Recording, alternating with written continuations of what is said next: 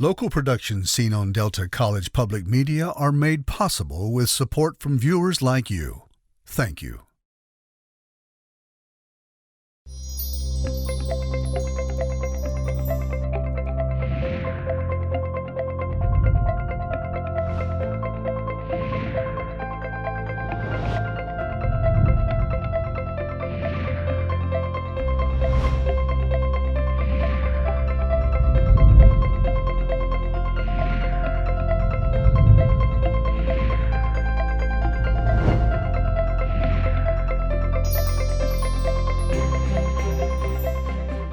Hello, everyone. Welcome to Junia Doan's The Spark.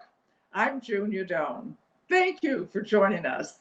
Today, I will be speaking with Julio Vincent Gambuto, director of his first featured film, Team Marco. Welcome, Julie.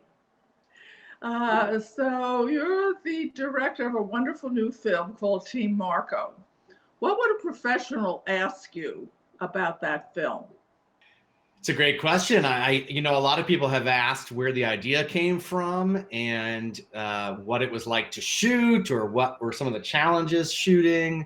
Always the most important to me is really why I made the movie, and I think that's about the next generation. And our film is about a young boy who is obsessed with his technology and his iPad and his video games, and his grandfather moves in and thinks it's crazy that he's always on his technology. And so he drags him to the park to teach him how to play bocce, which is an old Italian ball game. And, I made the movie because I was watching a generation of young people who I love. I have 6 nieces and nephews here in New York City. And I just felt like they were not yet able to tap into the beauty of how we were raised. And I didn't want them to miss out on that. So the movie's really a defense of some of the old ways. How were you raised? So I was raised in a townhouse on the South Shore of Staten Island, which in the 80s and 90s was primarily Italian and Jewish. And we were raised in a row of 12 homes that were all connected. And we played kickball every summer during the summer vacation outside between the speed bumps on the street. And once a week in the in the heat, my dad or one of my uncles would open up the fire hydrant, and that's where we kind of went. And that was our sprinkler, or we went to the community pool. So we were raised in a very tight-knit community, in a very tight-knit neighborhood. And, some of my fondest experiences as a child were creating things with the kids in my neighborhood, and being outside and doing that with other people. It sounds that you learned along the way how to get along with people. I did. I learned along the way how to resolve conflict and how to be respectful and be kind. And I think those are things that are really difficult to learn unless you're in constant contact and communication with other people. And so that's really also part of the movie for me, and part of the effort on my part to speak to a younger generation about interpersonal relationships, is I think there's great value in having to interact in person with people. And obviously right now during the pandemic, that's a huge challenge for us as a culture.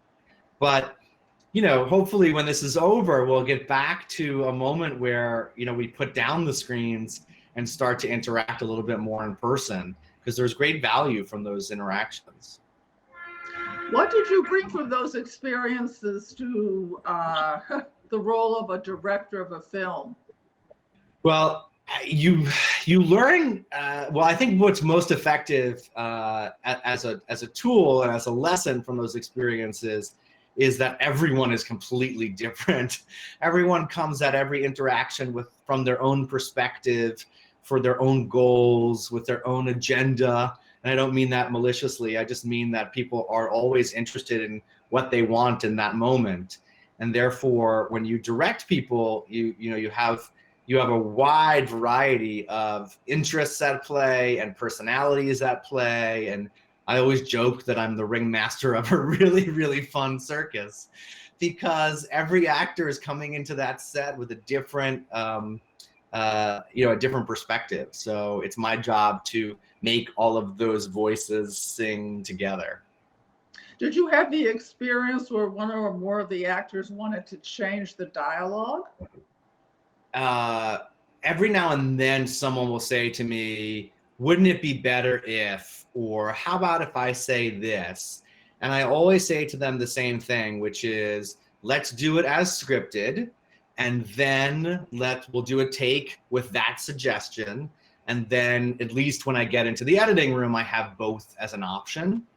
Or I'll say to them, our writers worked really hard on that line. Let's make sure that we get it on camera first. And then we can see if we have time to do the suggestion. So I like actors to feel the freedom to contribute in that way, especially when they're working really hard to get into character, or they're working really hard as a member of the ensemble to make sure that the characters are coming to life in a special way. I like them to have that freedom, and I like them to have the ability to contribute that way. So, but there's a fine line there as well. You can't have them kind of improvising the entire movie. So, yeah. So you learn from people then by allowing them to express and incorporate, at least to give you options. How clever! Yeah, and actors are wonderful, wonderful creatures, and when they're good at their job, and I try to work with those who are, they embody that character, and they work really hard to make sure that they're feeling in imaginary circumstances, an authentic feeling. And sometimes they're able to give you suggestions about the character that you hadn't thought of. And I always want to stay open to that as well, because you can really learn about your characters from your actors as well. So do you live on the aspect of you that's the director when you're directing, or are you also thinking as a writer and a former actor about pacing, expression, or anything else that might influence how the shot is going to be? It's interesting because I started out as an actor, and I've always been a writer. And so when I left college, I started out as an actor. And then I very quickly realized, in order for me to distinguish myself, I had to lean into my writing. I had to go back to my keyboard and start to create for myself, and write about my world, and write about characters that I knew well, and stories that I wanted to tell. So it's impossible for me to not come to directing as a writer and as an actor. And I think that those things helped me. I think they are, things that I can draw on whenever I step on set. I went to film school with a lot of directors who come from the camera world. They kind of come out of the technical end of filmmaking, and they bring something completely different than I do. So in film school, at least, I tried to learn from them, and hopefully they tried to learn from me. But it's an interesting marriage when you step on set between the acting world and the theatrics of it all, and the technical end of it as well. And a good director has to really know and exploit both. So I think I'm really good with the actors, and I'm learning more and more every day about camera work. What makes a story compelling to an audience? I think they have to see themselves in it, or they have to see their own humanity at least in it. I don't think people need to recognize necessarily what they look like or what they sound like, or that it takes place in their city or their town. Although I do think that those things are important, but I think that they have to see a certain humanity in the story in order to really tap into it, in order for it to really resonate with them. And so, I'm a real firm believer that specificity is what makes something universal. And I think there's a tension in Hollywood about that, because if you talk to executives, and I'm going to say this very generally speaking, but Hollywood executives always want things to be universal so that everyone can identify with them. And they think the road to universal is setting something nowhere, is having it happen in any town USA, and having it be about, a generic family. And what you realize is that if you make something so generic, that the setting is generic and the personalities of the heroes are generic and the conflict is generic, the audience can't tap into that. They have no ability for that to resonate with them because what happens in their lives is very specific.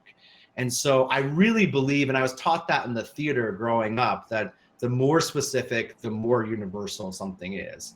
So that's why for this film, for Team Marco, I really leaned into our setting. We shot it in my hometown on Staten Island.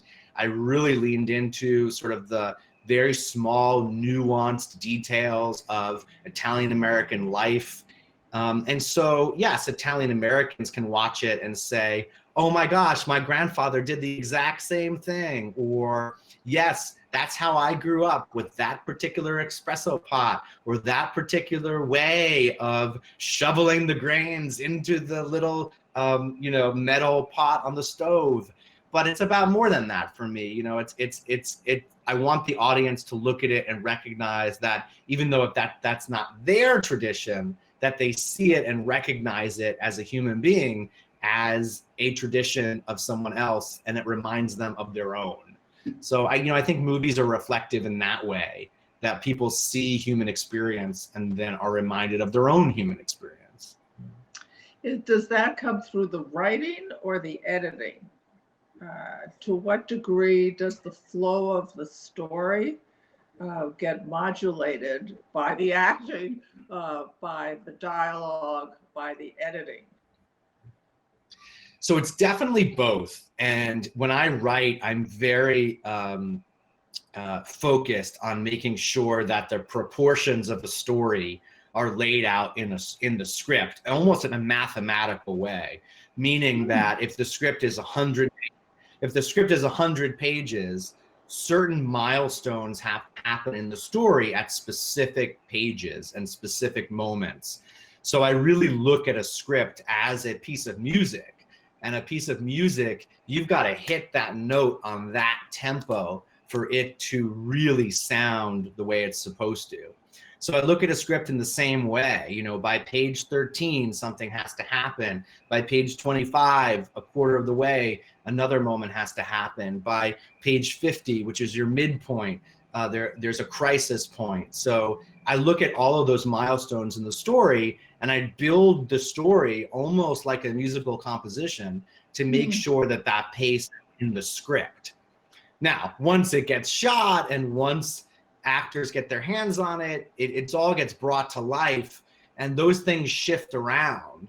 So when you go into editing, the job of the editor and the director in the editorial process is to make sure that we reinstate that pacing, to make sure that pacing is, now that it's come alive in the shots and come alive in performance, that we bring that pacing and that musicality back to the experience of watching it. So do you do some of the editing or directing of the editing yourself?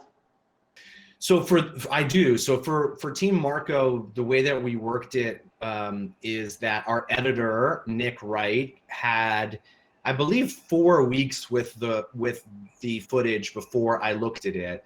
And so our process is that he prepares the editor's cut, which is our first cut of the movie.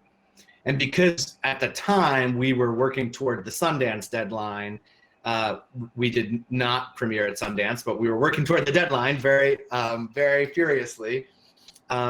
We actually were cutting the movie at the same time that we were shooting it. So the dailies would leave set, and anything we shot on one day would then be cut the next day by the editor and put into the film. So it was actually very, very helpful, because by the time we got to our last few days of shooting, I, as the director, knew where the holes were, what we were missing, what we could stand to reshoot if we had time. And we're a low budget independent feature, so we didn't have time or money. So there was not a lot that we could reshoot, but at least I knew story-wise, where we were in that process. And so Nick did his first cut about 4 weeks in, and then I step into the room, and then I work with him for the next 2 weeks. And then after that, that's our director's cut. And then we bring in the producers, and then we all work on the next cut together with their feedback included. And then I have another cut after that that's just my own, in order to prep it, for our test screen audiences. So there's a workflow we have in place to make sure that everyone is, contributing to that process. Is that something, editing, that you learned in film school? That workflow I learned in film school for sure. I had done a little bit of editing before film school, but what I realized in film school is that there are craftspeople who do their jobs way better than I ever could. And so I used to shoot, I used to edit. I don't do any of that anymore because I discovered in film school that there are people who do it way better than I do, and that I would be better off just working with them and being a director and orchestrating that enormous, chorus of people. So I love the editorial process. It's really fun for me. And it's also a slow moving process, and you're looking at sequences and scenes over and over and over again. And so you have to step away and get fresh eyes and maybe bring in your sister, or maybe bring in a neighbor, or just to take a look at it and give you their initial instinct and feedback. That's always really helpful. So if you take this film internationally, would you use subtitles?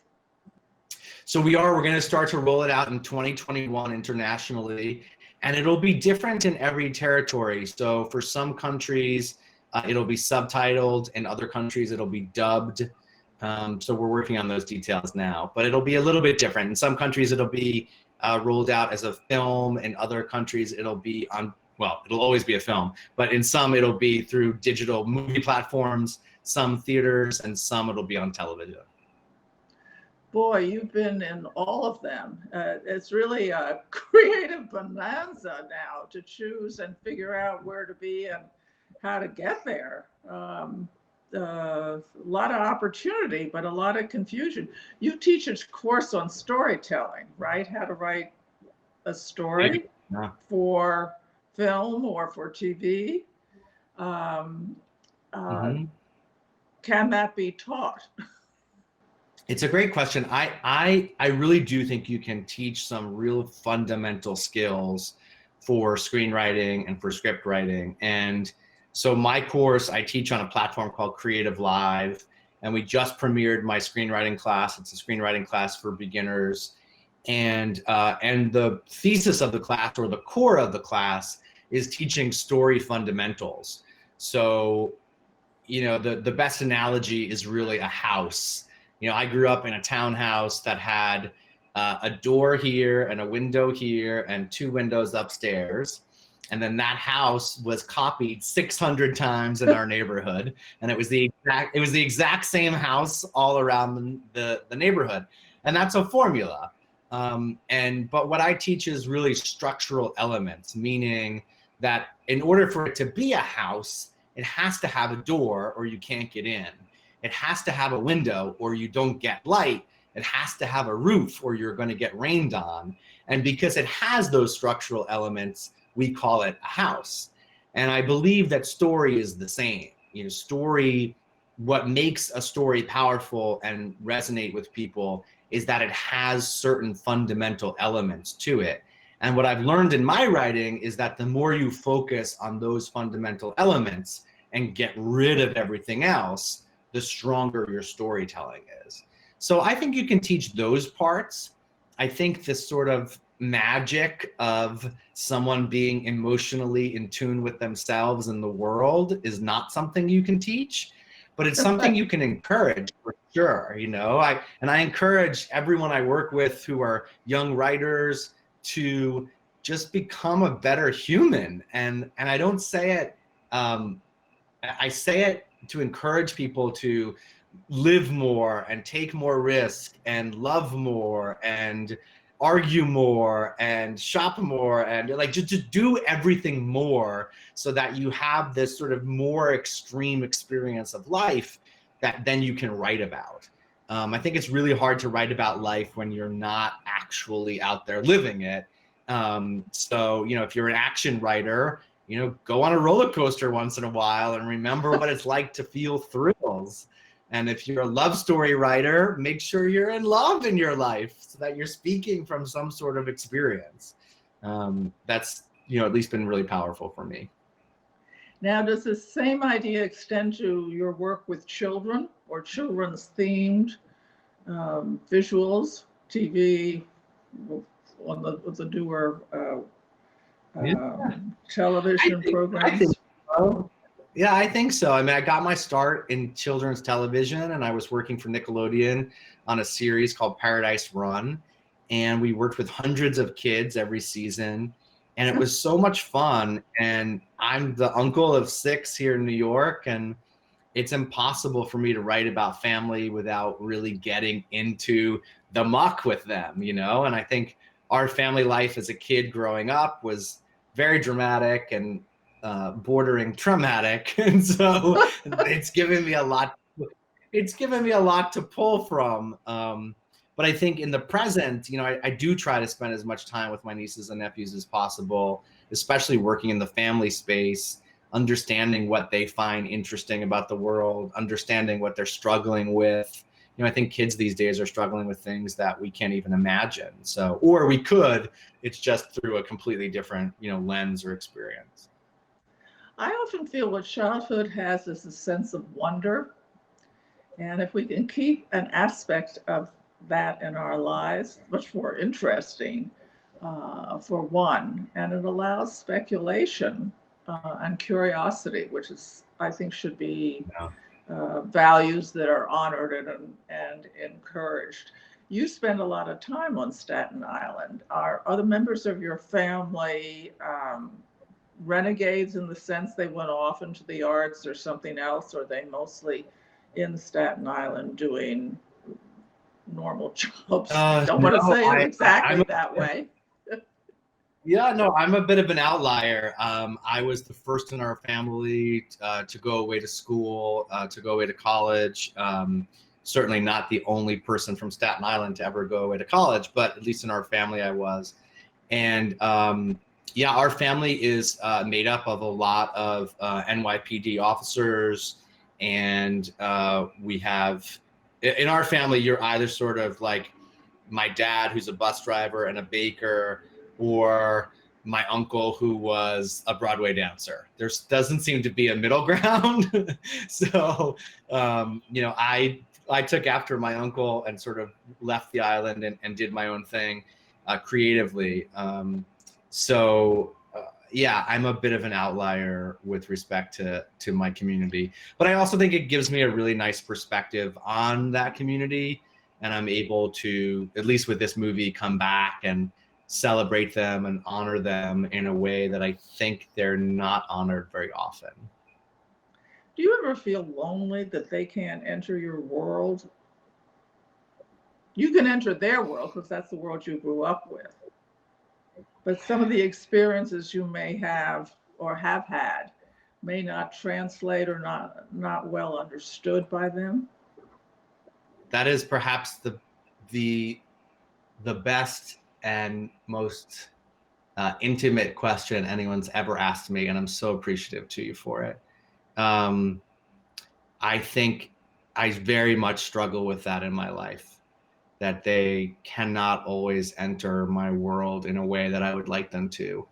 And by mere virtue of the fact that we have had such disparate experiences in the world, that is something that I find to be incredibly heartbreaking for me, because yes, I get to enter their world a lot, but there's so much in my world that I want to share with them, and I want them to experience, and I want them to celebrate, or I want them to understand that they're not able to. And I think you come to a moment, at least I have in my life, where you have to accept that for what it is, and it's incredibly difficult. Is it a lack of interest, or is it a lack of ability to relate because it's just not something they've experienced or maybe been interested in? Yeah, I think it's not for a lack of interest in me or a lack of interest in wanting to connect with someone they love. I think it's just we've had such different world experiences, such different experiences of life. And I think my life really very much diverged from theirs at some point. And I'm a gay man, which I think compounds that even more. My experience of life has become that much more different from theirs.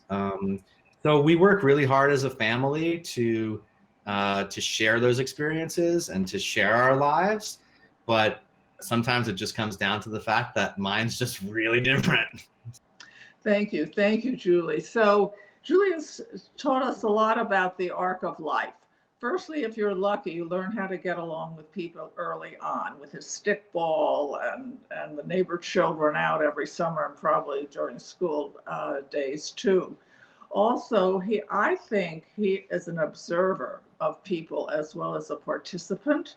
And that makes him a good writer because he was talking about emotional levels.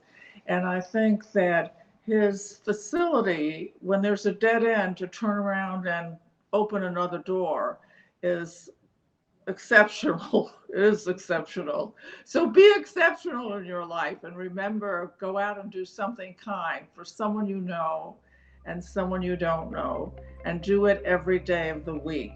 Thank you, and I'll see you next time. So appreciate it, Julie.